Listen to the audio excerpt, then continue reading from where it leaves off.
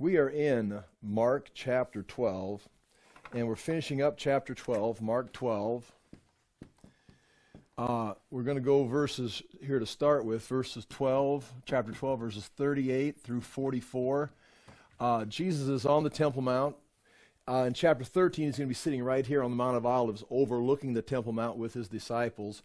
We'll get started on chapter 13 tonight, introduce a few things. Next week, we'll be spending time in chapter 13. But here on the Temple Mount at this time, he's been up there, he's been teaching, he's been having conflicts with the religious leaders, the Sadducees, the Herodians. He talked about the scribes. In fact, tonight he's going to address, in this account right here, there are two stories, and I think they go together. I think Mark has put them together because they're, if you want to say, two sides of the same coin, or they are polar opposites. You're going to have the scribes he is going to reject the scribes. He's going to warn, just like he warned against the leaven of the Pharisees up in Galilee. He now comes and he warns against the scribes. You can see in Matthew a little more aggressive. He's going to be calling them snakes and vipers and really coming after these scribes. And he's going to say, just like the prophets of the Old Testament, that they devour the homes of widows. And this is what we saw in Isaiah, Micah, Amos, of the elite, the rulers, the religious leaders, or even the leaders of the people who were supposed to be protecting the people, would actually become powerful and elite and begin to destroy and consume the people for their own benefits. And he's going to say that the scribes here tonight, he's going to say that they devour the homes of widows. And then that story is going to be followed by a widow who's going to come by and drop in two of the smallest coins into the offering. And we'll talk about they're lepta, L-E-P-T-A, one, or lepton, if you're going to be talking about, two or plural, lepta. That is a small coin. I'll show you some here. I've got pictures of them. I'll pass these around, and you can see some of them that we actually have. The widow's mite, we'll describe that here in a moment. But these two stories are the scribes are being rejected because they are presumptuous and want attention and want people to donate to them and support them. The scribes are not necessarily the wealthy elite, but they were the experts in the law, or were supposed to be teaching the law, and they'd have to make a presentation or a convincing presentation of themselves to convince people to give them money or to support we would say, support their ministry.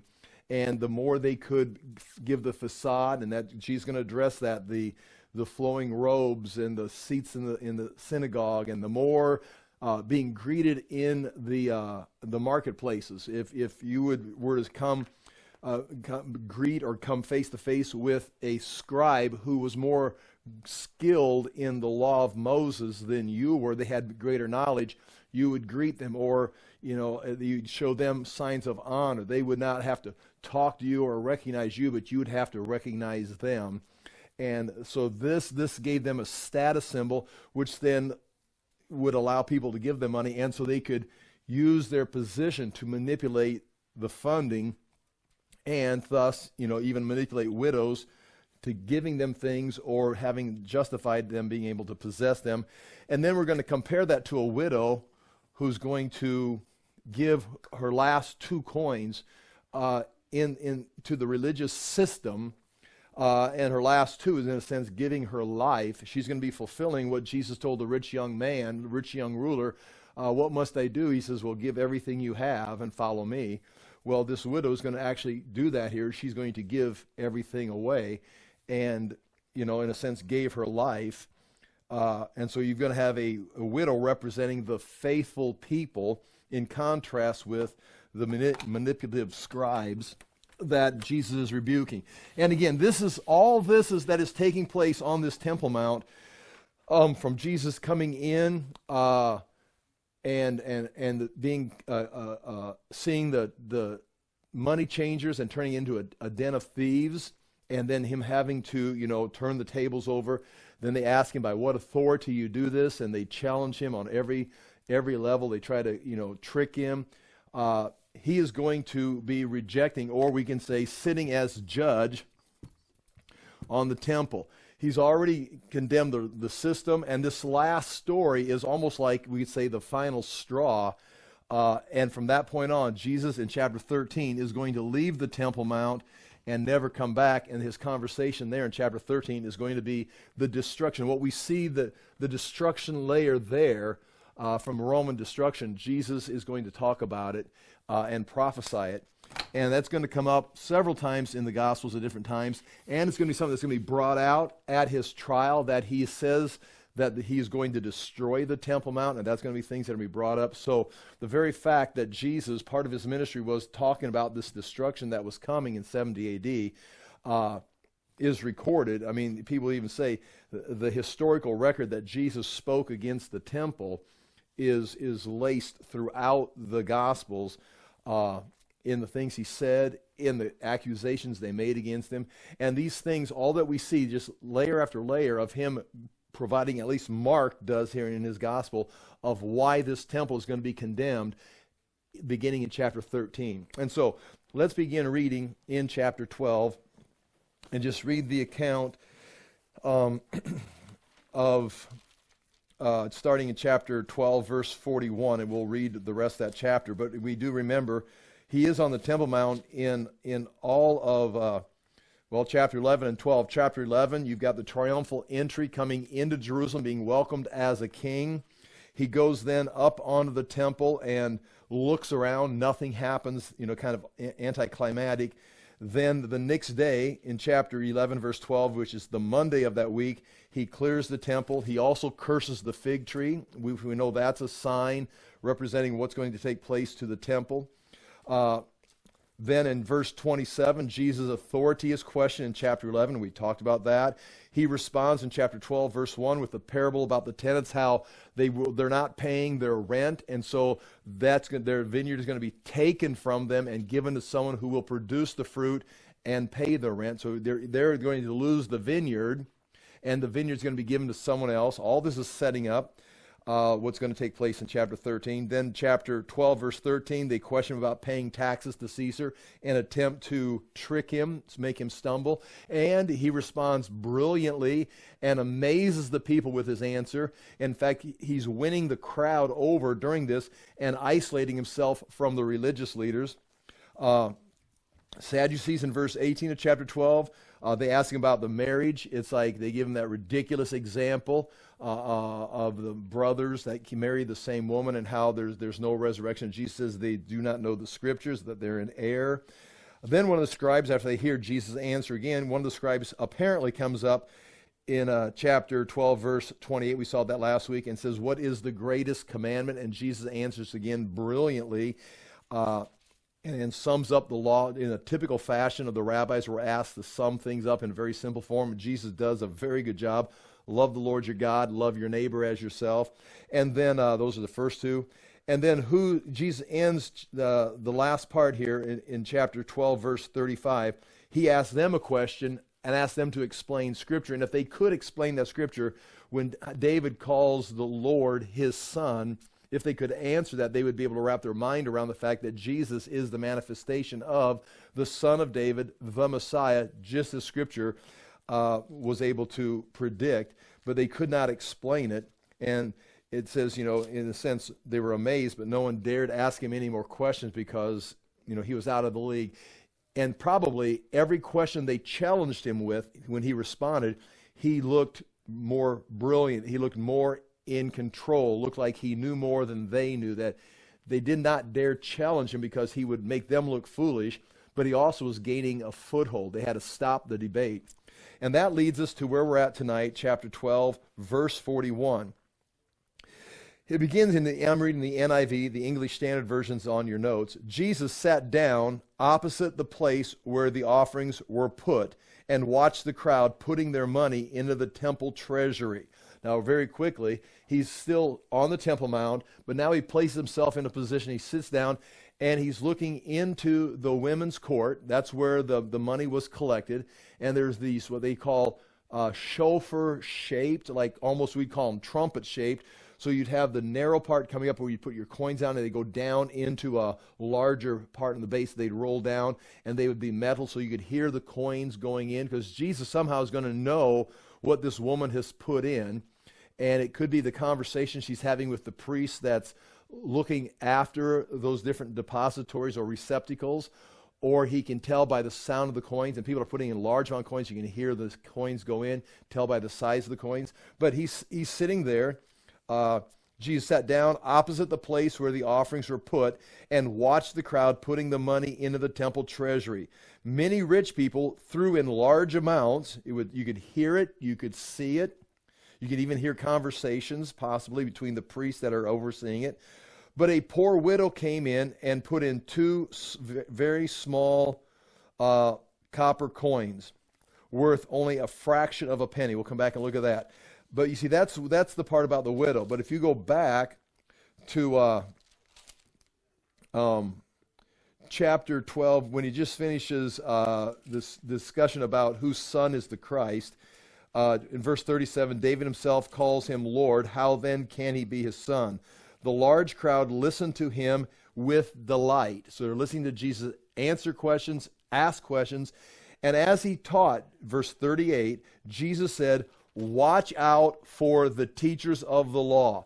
Watch out for the teachers of the law or the scribes. These are people that are going to put themselves into a position. They are not naturally priests. They are scribes. They are going to be claiming to be experts in the law. And he says, watch out for them. And this is Jesus, again, warning the people about their teachers. Watch out for the teachers of the law. They like to walk around in flowing robes. Now, there's a list of things here. The flowing robes, and be greeted in marketplaces. So they're going to have long robes. They're going to enjoy greetings, and that greetings is going to be not just, hello, how are you today, but it's going to be some kind of indication that we humble ourselves because you're here. You are smarter. You are a leader. You know more about the Torah than we do. That's what the greeting would include. Greeted in the marketplace, and have the most important seats in the synagogues. So you're going to have seats in the synagogues, and those seats would be, first of all, they'd be along the walls, the benches along the walls, but the most important ones would be up front behind, like where the speaker would stand, but sitting in front of the cabinet or the ark, some of it is called, where the scrolls were kept. So as everybody else would be sitting on the floor, there'd be benches along the side for certain experts, or your best to sit on the sides, or your best to sit up front, right in front of the scrolls, right behind the speaker. They love to have these seats in the synagogue and not just be sitting with the common people. Robes, greeted in the marketplace, and have the most important seats in the synagogue and places of honor at the banquets. And the banquets, there would be, there'd be like the host of the feast. If you're going to have a party, you'd invite. Certain people are invited, certain people are not. And that's a big deal, is one, were you invited to the banquet? And then when everybody that's important enough to be invited to the banquet, when you get there, do you have some special seat of honor? We got a special table for you. If you've ever gone to, many things, but you think about a wedding, and you have like some kind of reception after the wedding. There's going to be the table for the bride and groom, and then their groomsmen and bridesmaids, and there's a special table. You would not dare just walk up there and sit at that table. That's a special place of honor. Again, not that there's anything wrong with it, but these social banquets, these were indications of social status. Not everyone got invited to these banquets, and then when you did get to the banquet, did you have a special place? Well, if you're going to invite a scribe, the scribe who's going to have special greetings in the marketplace is going to expect to definitely have a special seat away from the other people. So they are building up. This is what Jesus is identifying. He says that these are the people, the way they dress. And these robes would be long flowing robes. In a sense that the flowing robe would indicate some kind of royalty that someone would wear, as a position. They were trying to imitate priests. A lot of times the priestly garments were like this. And so the scribes are, in their own sense, trying to imitate the priesthood with their own personal wardrobe. They have the greetings, the seats in the synagogue, seats at social banquets. They devour widows' houses and for a show make lengthy prayers. Such men will be punished most severely. And so they're going to use people like the widows, if they can, they'll justify. I guess, we think about today, scammers, stealing from widows and scamming widows. These scribes would be almost the equivalent of our modern day scammers sending out junk mail.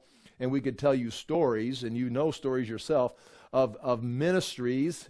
And there are very good, legitimate ministries around the world and across the nation, but some ministries fall right into this, or some people fall right into this, if they can write the moving, manipulative letter and have you somehow give. And in society, sometimes widows are, in a sense, the weakest, especially here. They're destitute depending on their inheritance. It's not like they could go get a job. They're dependent on what they have. But if a scribe could write a letter, make a presentation, or use these things to manipulate, Jesus is the one who says it right here. He says, they devour widows' houses and for a show make lengthy prayers. In other words, they'll go out and make a lengthy prayer just to impress you. Oh, look how righteous, look how close to God they are. Look there, they've really got an important ministry or whatever, and it's all appearance. And then people will give, donate, hand trust them. And he says, they make lengthy prayers. Such men will be punished most severely. So all this that these scribes are doing is going to result in, you can see in the Greek, greater punishment or abundant punishment. Now the woman, the widow, who's going to drop in the coins, she's given more than anyone and is going to be rewarded for her punishment. So these people who look like they've got their act together, Jesus is saying, don't follow this model. The model you want to follow is the widow who is giving all that she can and is getting nothing back. But these people are playing the game and getting a lot of things, including recognition, places of honor, widows' houses. They're gaining in this age, this world. Let's just continue reading. We'll go back through the notes here and look at some details. Jesus sat down opposite the place where the offerings were put. This is where he goes, and in the women's court, which is the first court on the outside, and there's receptacles were being put. They'd be brass. They could hear the coins in them. And watch the crowd putting their money into the temple treasury. So people are coming by, and we'll look at what options they had to give money to. Sometimes there's a free will offering. They had certain choice they could give money to. You may have been in a church somewhere where you would write on your offering envelope what you wanted the money to go to, if you wanted to go to the youth, or if you wanted to go to the pastor's salary, or if you want to go to the new library. You could identify where you wanted the money to go. They had something similar to that where you could put your money. Some of it was required. You needed to pay your temple tax in this. There'd be priests again watching over these offerings and giving advice.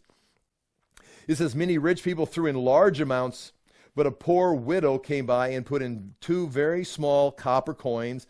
They're the lepta, worth only a fraction of a penny. Now that's a good way of translating it. It's worth 1/64th of a denarius. A denarius was equal to 1 day's wage. One of these coins was worth 1/64th of a day's wage. So we're talking somewhere between 6 to 8 minutes. That's what a denarius would be worth. 6 minutes of earnings. And if you figure that out, like you're making $3.50 an hour, it could be worth, not like a penny or 2 pennies. If you're making $3.50 an hour, $3.50 an hour, it'd be worth something like 50 cents. If you're making like $14 an hour, it could be up to $2. So it's basically some loose change. You could, swing through McDonald's and maybe get a sandwich or something. It's not much, but it's not just like what we'd say just 2 pennies. It's a 64th of a denarius, so it's 1/64th of an 8-hour day's work if we put it in our terms. So I'd say somewhere between 50 cents to $2, depending if you're making $3.50 or $14 an hour, somewhere in that range. It's much more than 2 cents or 2 pennies in our world today. But it is still the smallest coin, and I'll show you some samples here in a moment. Calling his disciples to him, Jesus said, I tell you the truth. So he's making a proclamation. He's calling them to make an announcement, and then he begins, I tell you the truth, this poor widow has put more into the treasury than all the others. They gave out of their wealth, but she out of her poverty put in everything, all that she had to live on. So he knows, Mark knows, and because Mark was probably not there, but he heard from Peter what she'd put in. They may have heard the amount of coins going in. They might have heard the discussion. You could just say Jesus just knew because he's God what she'd put in there. But there's probably it's a public place, so there's some kind of indication, because a lot of people were coming by and they'd make a show of how much money, how many coins they were putting in. And she came by with something very little, and as it goes tinkle, tinkle down in, it's pretty clear how many she put in and what size of coin it was that she put in. Now, we'll talk about that here in a moment. Let's go back to the notes. And first of all, I think it's intentional that these two stories go together, and that's the first point there. Mark 12:38 through 44 are two stories that have a contrast. The rich religious crowd will be accused of devouring the homes of widows, and then a poor widow comes by and gives all that she has. And it's interesting that the scribes are accused of devouring widows' homes, and then the story that follows is a widow giving all she has into the religious system.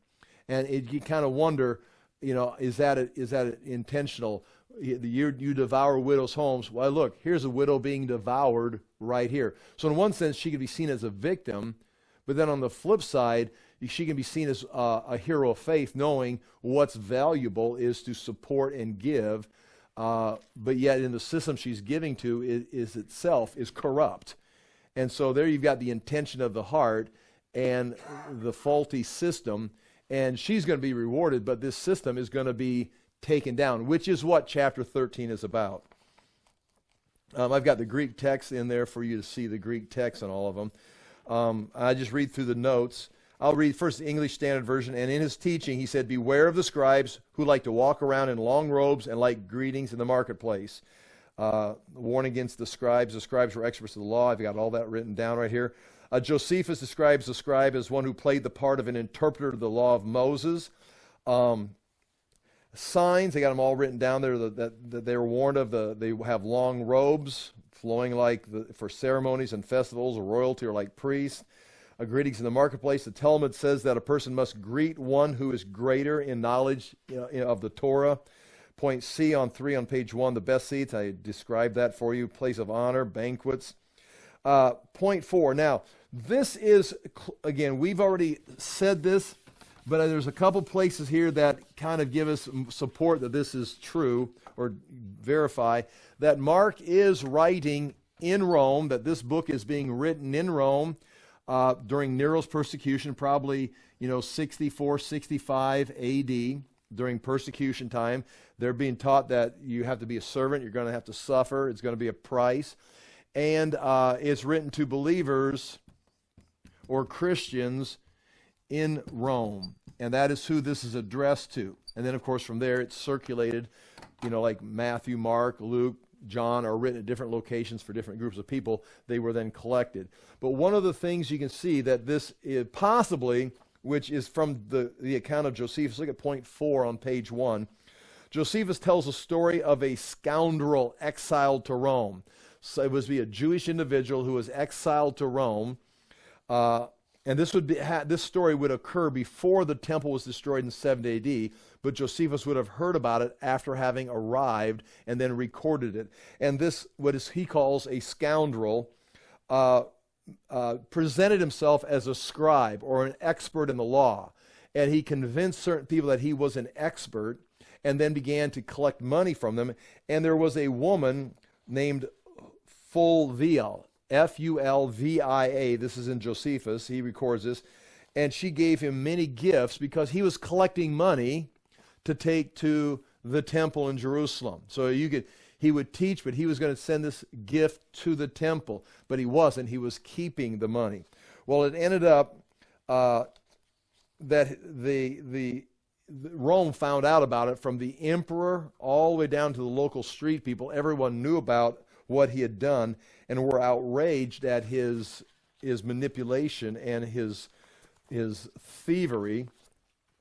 And so that story was embedded in the Roman culture at the time, and we don't have any direct connection, but that's the facts. Josephus says that was well known in Rome when he got there, about a Jewish scoundrel who was collecting money from people, especially a widow, who broke her and took all of her money, and he didn't send it to the temple, he just kept it.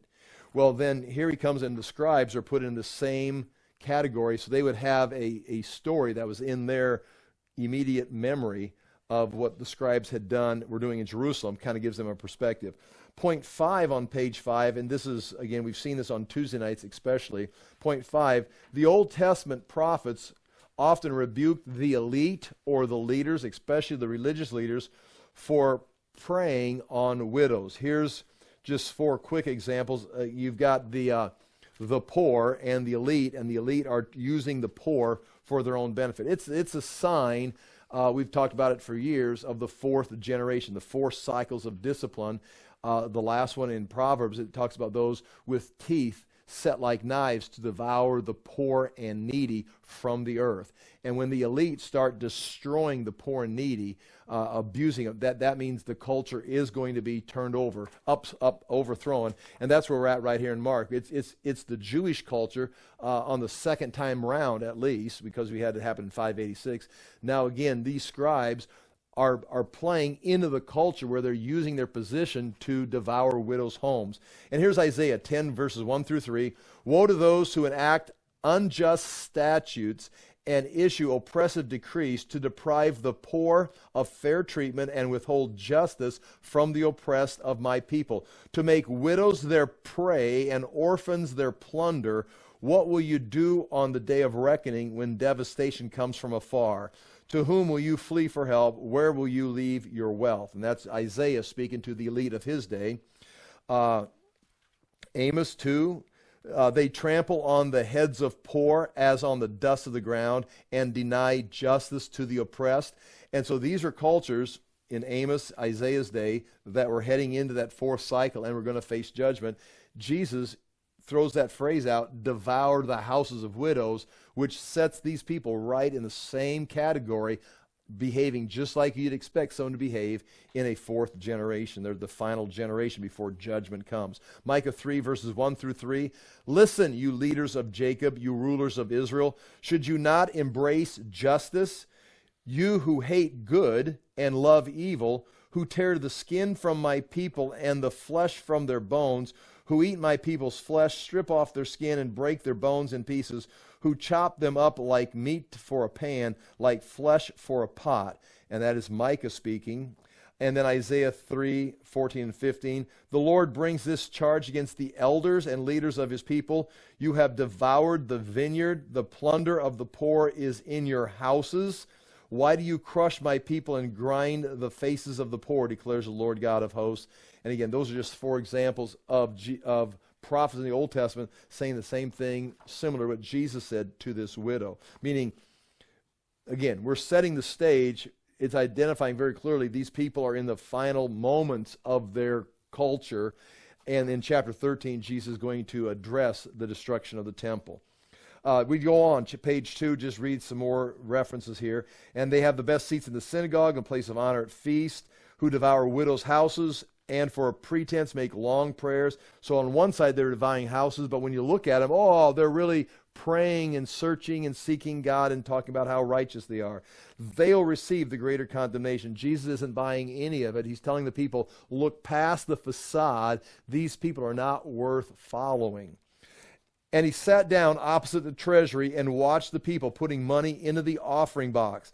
Many rich people put in large sums. So there's your contrast. Many rich people again. Now, point 1 on page 3, he sat down like a judge.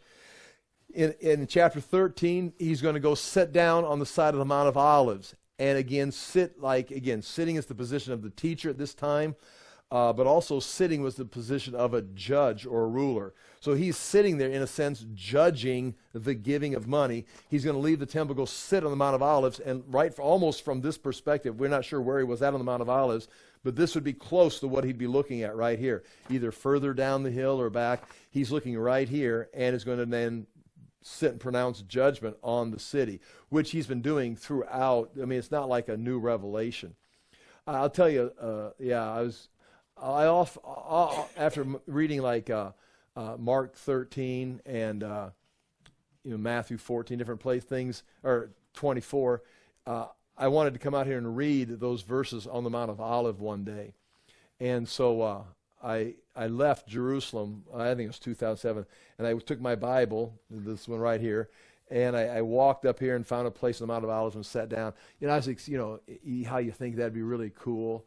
And I did. I walked, down through here and up the side of the Mount of Olives and sat down and read these chapters on the Mount of Olives. And that was it. I mean, I thought maybe it would be special revelation or some kind of like little fuzzy feeling. It's like I thought that'd be cool, so I went out there and I did it, and I read them, and then I walked back. But anyway, I did sit right here and read these verses, kind of expecting some kind of like, okay, now I really understand. But it was reading my NIV on the side of the Mount of Olives. But anyway, I did that. But that's where Jesus is going to be, and it's right there. Some points on page 3. Besides the temple being a place of worship, it was the place where treasuries were brought. There's a lot of money in the temple. In fact, Nero, if you're looking at that Josephus book, it talks about Nero began the Jewish wars because he had ran out of money, and he wanted the temple, he wanted the treasure in the temple in Jerusalem. And so he kind of sent people there to kind of begin pursuing this, and the Jews aren't going to just hand it over, which is part of this whole Jewish war thing. It's going to lead to destruction. But they wanted what was in the temple. And so there's a lot of money coming in. All the money was gathered. This temple in Jerusalem and ancient temples were used as banks for protecting money, for protecting goods. And not only was it for personal reasons, but of course they had people there that were overseeing it. So I just write down, besides worship, the temple served as the most important depositories of money, and the administration of those finances were dispensed from the temple. So once the money, just like always, once the money's there, there's power with the money. So who's ever in charge, in fact, the person that was in charge of the money was second under the high priest. The high priest was number 1, and the person that was in charge of kind of like handing out the taxes, who was going to distribute the money, they were like second in power in the temple. So again, there's a lot of power there, a lot of money. Point 3, the temple treasury of the Jews was located in the court of women, and that would be, you're going to have this is not obviously not the temple, but you're going to have the outer court for the priests, then you have the court of men, and then outside of that you're going to have the court of women, and that would be sitting on this side. And that next point is interesting. The Mishnah records there were 13 shofar chests, like a shofar, like the ram's horn, or we would say trumpet-shaped receptacles to place coins. The narrow tapered end was up so the coin could fit into the opening, but not a hand. So you could have like an opening for the coin to slide in, and it would roll down into these containers. And there were 13 of them. And these are the listing of a couple sources identify. There's a place to put the new shekels that were due, the old shekels that were due, a place for bird offering. Now, they weren't going to shove a bird down in there, but if you wanted to buy a bird, you could put the coin in there and purchase a bird. Young birds for the whole offering, if you wanted a young bird. Wood, if you wanted to donate to the wood that was going to be used in the temple, or frankincense, some kind of an incense. And then gold for the mercy seat. If you wanted to donate for the gold on a mercy seat, I'm not sure if it needed to be replaced. I mean, I haven't researched this. These are just a list that these were identified. There'd be some kind of title on them, and you'd walk up and with the direction of the priest, are you here to pay your shekel tax? Yes, just put it in here. Are you here to, I'd like to donate for the gold on the mercy seat. Well, we'll put it here, or however, there'd be labels on them. Again, there's 13 different containers. In other words, there's 13 offering plates, and you'd get to choose, or you'd be required to put a certain offering in a different plate.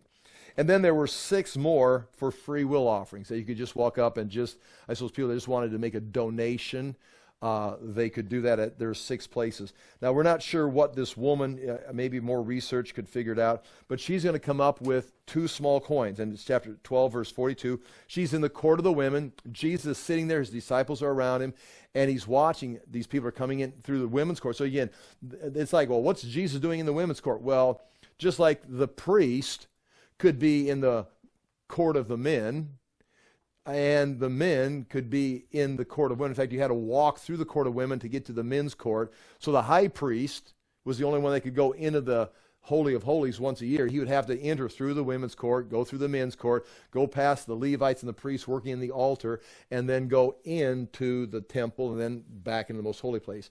So it's not unusual. It's not like it is like a women's restroom. It was just, that was all the further the women, just like where's the Gentiles? They could come out here, but you still would have to walk through the court of the Gentiles to get to the Jewish section, the court of the women, the court of the men, and then the priests. So again, and as we'd seen, the Jews had messed up the court of the Gentiles by turning it into a shopping mall and to make money. So the fact that Jesus is in the court of the women is not unusual, just that he sat down opposite where they put all these receptacles. He was sitting there watching people donate money. He could probably hear conversations because the priest would be talking to people. You could hear the metal coins in the metal containers. And a poor widow came and put in 2 small coins, which make a penny. Now, you can see that right there. And a poor widow came in and put 2 small coins, which make a penny. Now, that's your English Standard Version translation. I would advise you, just because this is, I find it interesting, to look in the Greek down there. And just, we're going to read it literally, is, and having come, one widow poor cast in, and that's what it means. There's the word, you see that word elbalin? That's the word balo means to throw. See, balo, B-A-L-L, omicron or O, balo, that's where you get our word ball. You throw a ball. So that right there's you can see the Greek backing for our English word ball. So she cast in, she threw it in, is what that would be saying. Now again, is she taking a jump shot, throwing it across? I think she's just pushing it down in there. But anyway, that's the word. And what she puts in there, it's right there. You can see the Greek word. She puts in a lepta. That is singular. The plural is lepton. But she put in 2 lepta, 2 individual coins. Now watch this, 2 small lepta. Lepta 2, duo, see the word duo, 2 lepta, which, now watch this part, which is, and again, estin is equivalent of is, a quadrantas, and that is a transliteration of the Roman word for the same equivalent. I'm not sure if I've got it written down here somewhere, if I turn the page. But notice what he does. He takes the Jewish lepta, 2 of them, and gives you the Roman equivalent, the coin that they're equal to. Now, why would you take 2 Jewish coins and then say, well, that equals the same thing as this in Rome? Once again, because he's writing to the people living in Rome. And that's just, that's just an interesting point right there. And as you look down there, some points right there, the widow put in 2 lepta, or 2 lepta, which is equivalent of the Roman quadrantis. In the fact I just said that, the widow is doing what the rich young ruler should have done. On the other side, okay. There you have the point 2. The lepta, I'm going to spend some time doing this. I'm going to show you some things just because I think it's cool. It was the smallest coin in circulation in 30 AD. So 2 small coins, it's the smallest thing of circulating. And then you got that information about a denarius. Turn the page. And now what we have, a lepton is 1/64th of a denarius, or 6 to 8 minutes. And there's the whole information about 50 cents worth. Now, there's 2 different leptas that were circulating in Jesus' day. And I have samples of both, just because I do. They're a small bronze coin from the time of Jesus called lepton, or a mite, widow's mite.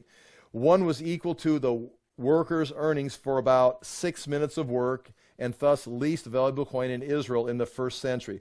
Lepta were first minted by Alexander Janus. Now, Alexander Janus was one of the leaders coming out of the Maccabean family, one of the Hasmoneans.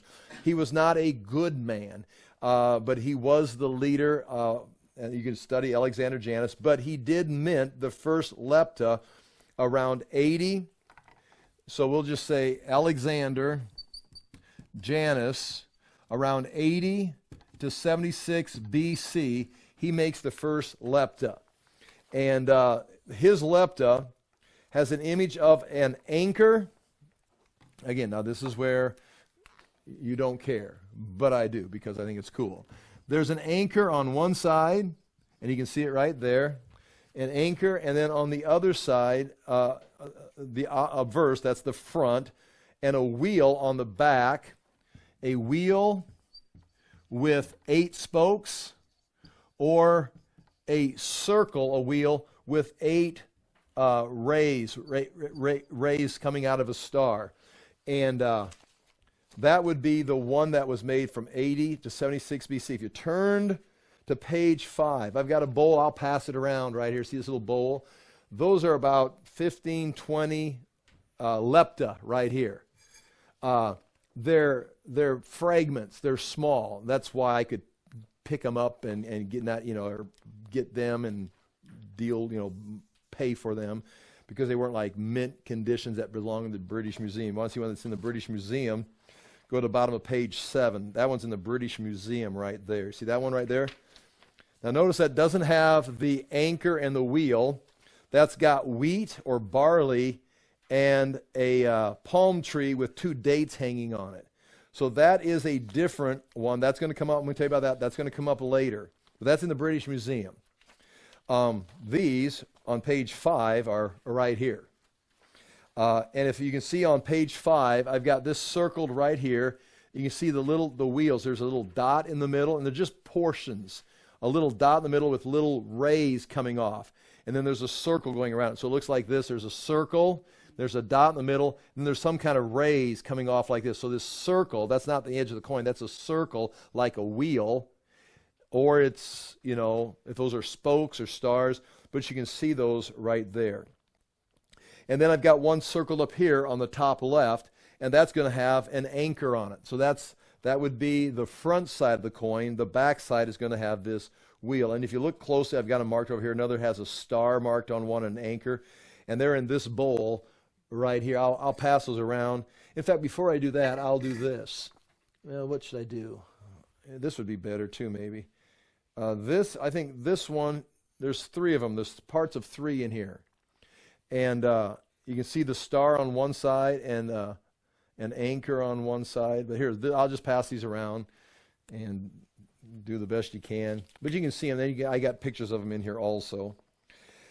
And when she passed that, I'll give her the bucket. And then, that was Alexander Janus. And if you go to, where do I want to go? Yeah, I'm going to go back to page 4. Alexander Janus around 80 to 76 BC with the image of an anchor and a wheel.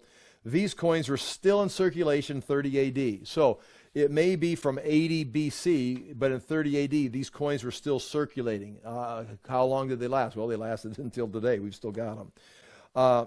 But also, Marcus Ambivalus, between 9 and 12 AD. So that would be when Jesus was, 12 to 16 years old. He was the governor, the procurator of Judea. Marcus Ambivalus. He made coins with the palm tree and an ear of barley on the sides. And that's what you see right here. In my hand right there is the palm tree. And I'm going to pass that around here in a moment. And you can see the palm tree and the 2 dates on it. There's 2 little balls hanging off the tree. And then it says L and M. That's the inscription.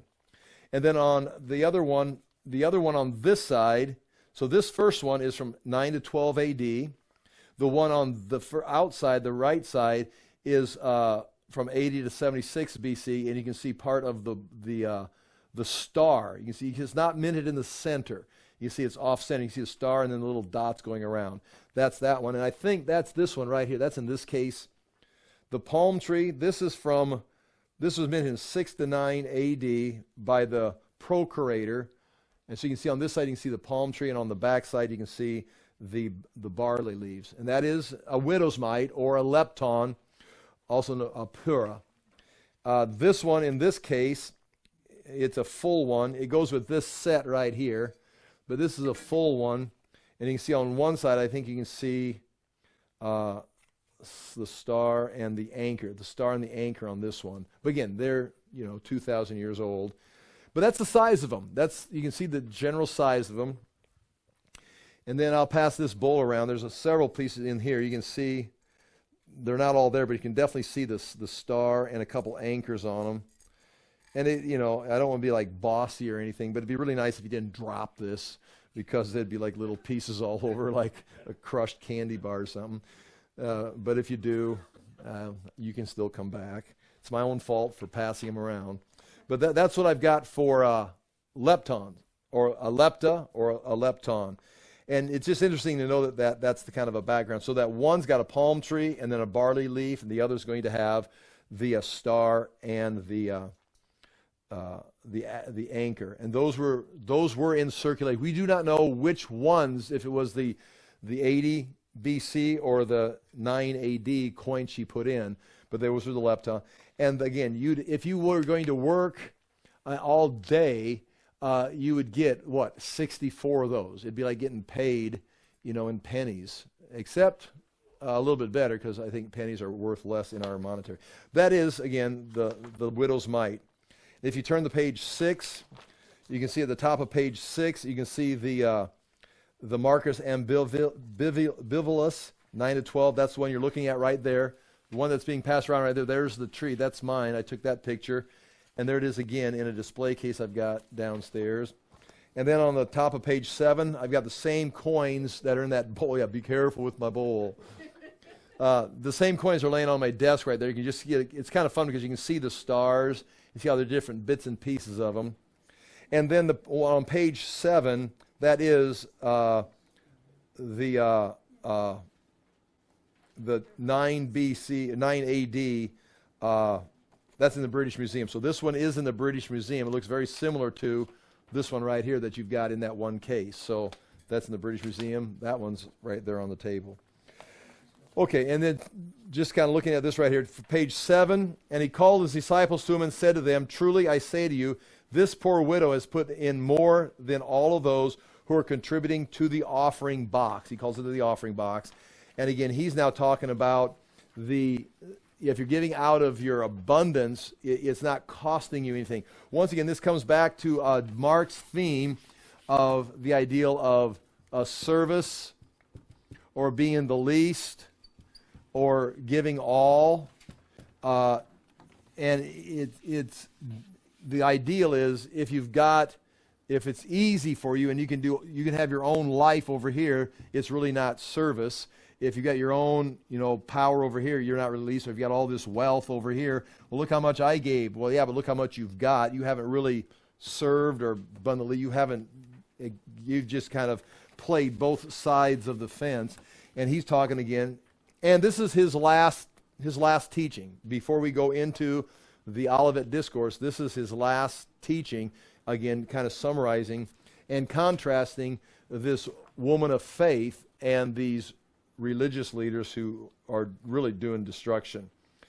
And chapter 12, verse 44, "For they all contributed out of their abundance, but she out of her poverty has put in everything she had, all she had to live on."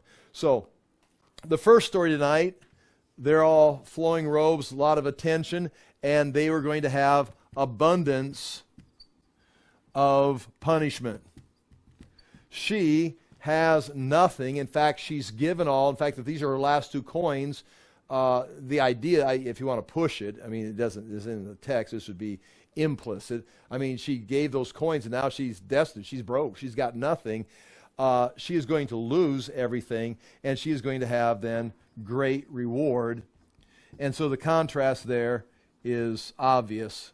Here they've got everything, but they're facing abundant punishment, especially in their deceptive state. She has great reward, but here is a widow that has nothing, no money, doesn't have enough for her next meal. And that is the contrast here. That's the way he ends this issue, is and he warned them, do not be deceived by these people.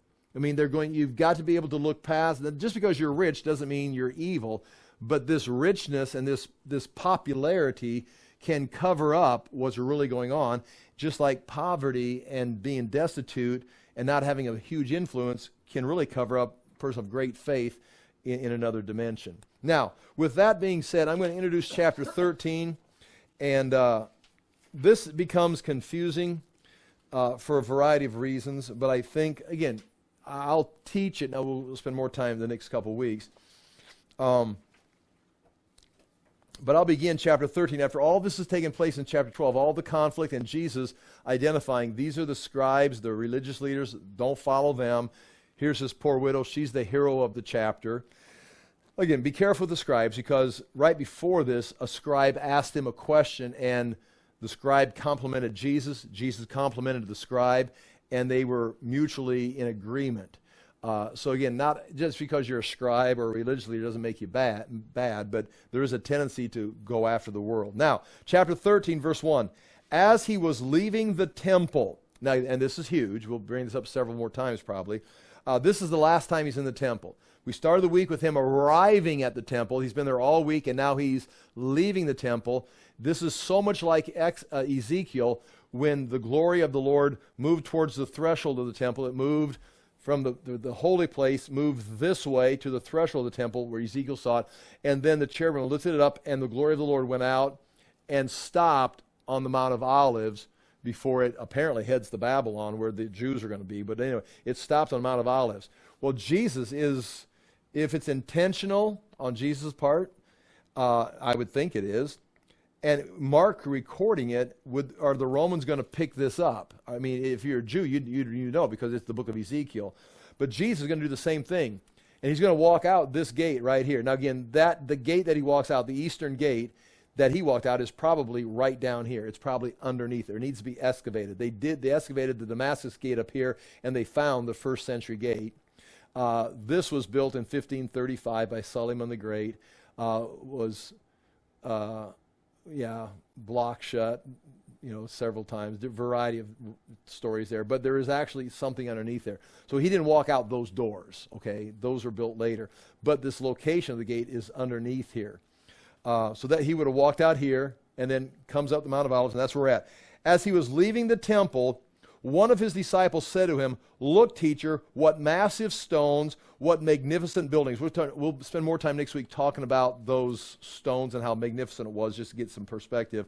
But one I want to point out right here, on a casual reading of this, you may think, well, no wonder, these guys are from Galilee. They've been fishing their whole life, and the first day they're in Jerusalem, it's like, whoa, they're in Disneyland. Isn't this a cool place? Or they've gone to the big city and they've seen the Sears Tower. It's like, this is really a big building. That would fly if you're ignorant of the scriptures. But these people they're Jews. They've come and gone out of Jerusalem. This is not the first time they've seen the temple. Jesus has been on the Temple Mount potentially at least 3 times for the Passover, maybe a 4th time. So it's not like these are kids from the country that came to the city. That might be true. I mean, that's one way of reading it. But if this is, they've been here all week. So I mean, maybe that's your first impression, but they've been here all week. They've looked at it. Jesus walked around. I think they're familiar with it. Does this mean something other? Look, teacher, what massive stones, what magnificent buildings. Now, what potentially this could be is they're still thinking he's going to be the king. He's going to be the deliverer of the Jews. He is the Messiah. That's what Palm Sunday was all about. Just last week in the text, they're in Jericho wanting to sit on his right and on his left. Who's going to be the greatest in the kingdom? And they're marching on Jerusalem thinking there's going to be a big overflow. So, and he's been keep playing this down. He's not confronting it. He's saying, no, you're going to have to be a servant. And the great stones, this was a great building. This was the pride of the Jews. People, they say, if you've never seen this, you've never seen a great building. And in the ancient world, this was one of the great buildings. Herod spent, they're still finishing it in 66 AD when the Jewish war, so they're still working on it, and they've been working on it since, 18 BC or so. So this idea of the great stones, the great building, how magnificent it could be, possibly, think about this, they're talking more about nationalism. Look, you can't be trashing this place. I mean, look at this. This is going to leave a mark. The world is going to come here. We will not be forgotten. This place, Rome may be here today, but Rome won't be here forever. And you or us, the Jews, whoever, this is going to leave a mark. And Jesus is like, no. You're missing my whole point. There's not going to be one stone left of. There's nothing going to be left of this. This is nothing. And then you go back to his parable. The stone the builders rejected is going to be the cornerstone or the capstone. What stone? It's like we've already got a building. No, you're rejecting the cornerstone. What cornerstone? The cornerstone of the new temple that's going to replace this site right here. Which is, if that's the correct interpretation, you can decide. But nonetheless, that's exactly what's going to happen. This temple is going to be torn down. It doesn't matter how great the stones are, it's not standing. And the cornerstone of the future temple has just been rejected by everyone on there. The crowds are amazed, but by the end of the week, they're going to be crucifying him, and the cornerstone is rejected. And so with that in mind, and also, it's again, I read this in a commentary. I don't know. Look in verse 3. As Jesus was sitting on the Mount of Olives opposite the temple, see? Jesus was sitting on the Mount of Olives opposite the temple. So he's got this view. This view hasn't changed. I mean, it looks different, but the heights, we got to assume they're similar. Opposite the temple. Look, Peter, James, John, and Andrew asked him privately, tell us, when will these things happen? Notice they're named. You got your typical Peter, James, and John, but throws in Andrew. So you got your two brothers, two sets of brothers. These are the two groups of fishermen that were called. But the point I'm making here is their names are mentioned very clearly. Someone remembers who was there asking this question. But when you go back, it says, chapter 13, verse 1, as he was leaving the temple, one of his disciples said to him, look, teacher, what massive stones, what magnificent buildings. This is something we need to respect, we need to use. It's like this is, now again, and there's no one, who was it? I mean, surely someone remembers. I mean, it's right here. Who said this? Now again, this is now speculation. It is worth considering. This sounds like someone that is a very materialistic, whose name is going to be scratched. It's like we're not going to remember it. Again, you don't need to accept that. But this would be something Judas, who's wanting to push Jesus, wanting to become, this leadership, wanting to go this direction.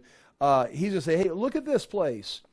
By the end of the week, he's going to be the one who wants to sell the perfume and have money instead of just dumping it on Jesus' feet. And Jesus rebuked him for that. So again, there doesn't say anything like that. But this disciple, whoever says this, whoever's drawing attention to these buildings, their name is not mentioned. Again. And they're saying some massive stones, what magnificent buildings. And Jesus says, do you see all these great buildings? Not one stone here will be left on another. Every one will be thrown down. Now, that is the case right here. Now, again, this is touchy stuff right here. Oh, shoo. The buildings,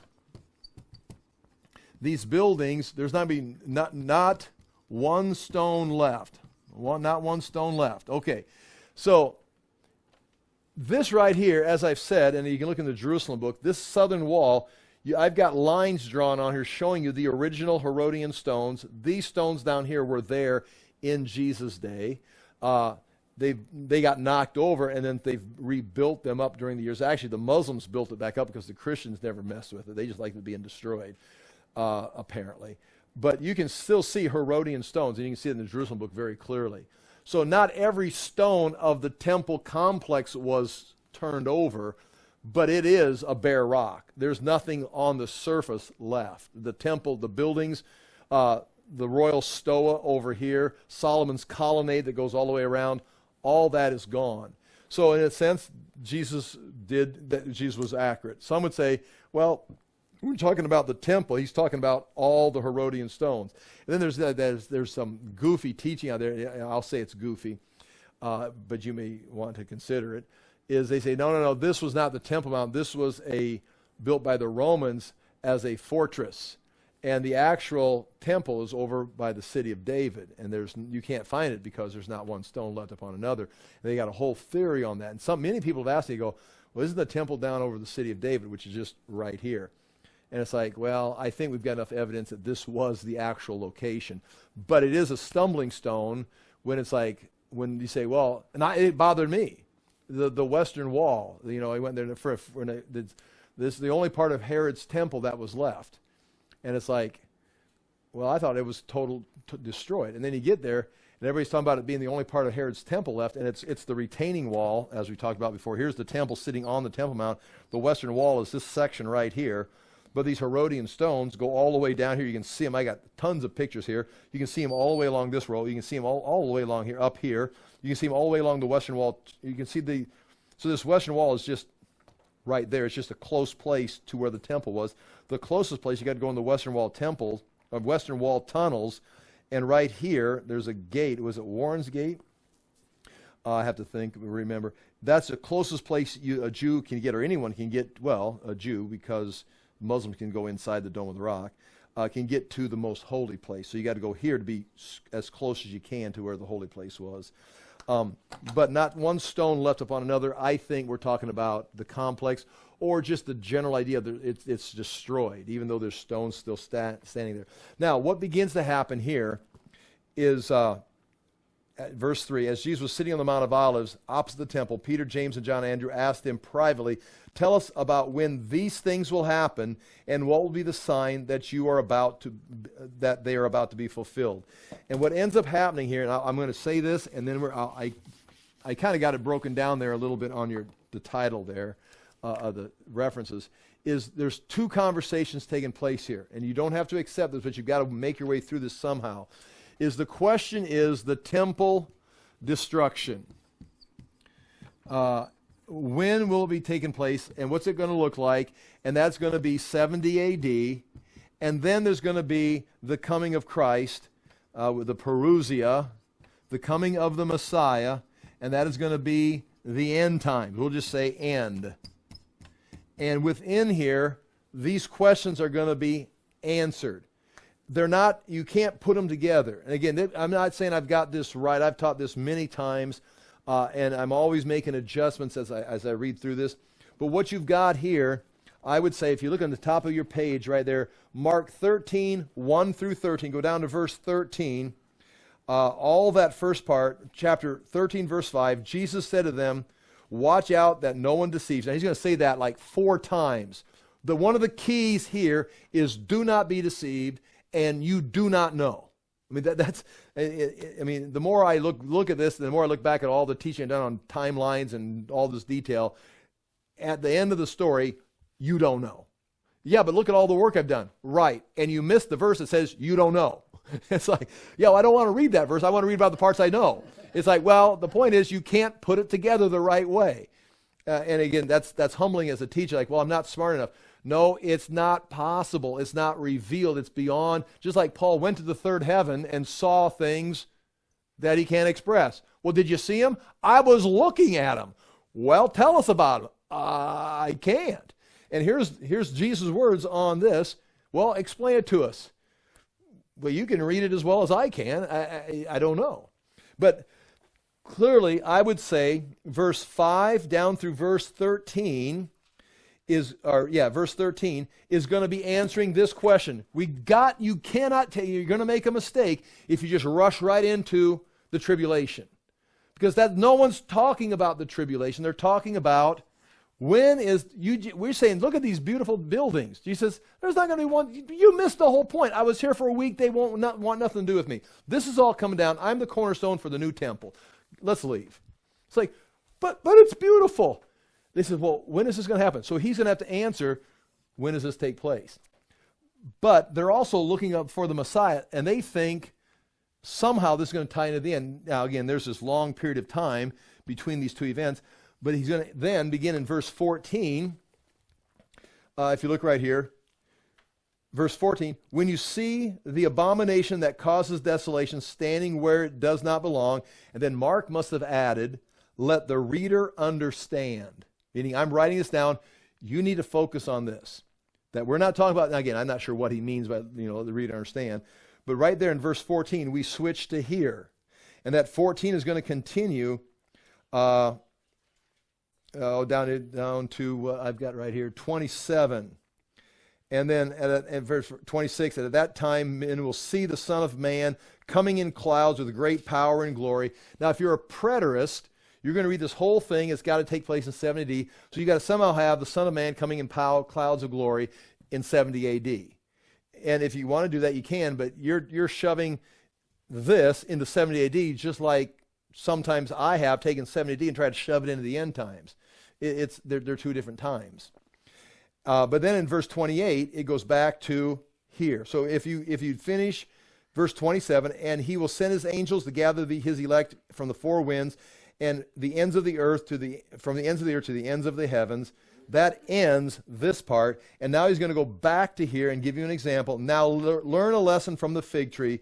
As soon as the twigs get tender and its leaves come out, you know that summer is near. Even so, when you see these things happening, what was talking earlier in the chapter, then you'll know that it is near. I tell you the truth, this generation will certainly not pass away until all these things have happened. Heaven and earth will pass away, but my words will never pass away. You guys are going to see those verses, chapter 1 through 13. You're going to see that. And then, that's the end of 70 AD, and then he goes on, goes back to verse 35. Therefore, now we go back to the end times. Now this is advice for you and me. After this happens, what do we do? Well, therefore, keep watch, because you do not know when the owner of the house will come back. Meaning, he's basically telling you when 70 AD is going to happen. When you see Jerusalem surrounded, there it is. But after that, okay, now you don't know. Whether in the evening or at midnight or when the rooster crows, that's not talking about the Romans, that's talking about Jesus returning. Doesn't want to find you sleeping. What I say to you, I say to everyone, watch. And so I think we can, and I've begun doing it, I will do a better job next week, divide this, and you can do the same thing in Matthew and Luke, divide it into, is he talking about 70 AD, or is he talking about the end? And there's some clues within there, more than I've given you, that you can see. And one of the phrases is going to be these things. He says, these things. When you see these things, these are the things you're going to, but he's also going to have disclaimers. When you see this and you see this, it's nothing. He's going to have this. When you see nation rising against nation and you see this and famines, the end is not yet. It's like, yeah, but this looks catastrophic. Yes, it does. But that's not the end. So he's going to give you, when you see these things, this is it. But then he's also going to say, when you see these things, it's nothing. That's world history. That's the way the world looks everywhere, every day, to somebody's perspective. The sky is falling. Not today, not in West Des Moines, but somewhere in the world the sky is falling. Maybe Taiwan. I don't know. Okay. I'll pray and we're done. Father, do thank you for the chance to look into your word. We ask that we would handle it diligently, that it would affect our lives, not just the things we know and understand, but the way we live and the way we think, and apply your truth to our lives. Again, we do thank you for the chance to know Jesus Christ, to have the Holy Spirit, and have fellowship with other believers. In Jesus' name we pray. Amen. Thank you for being here.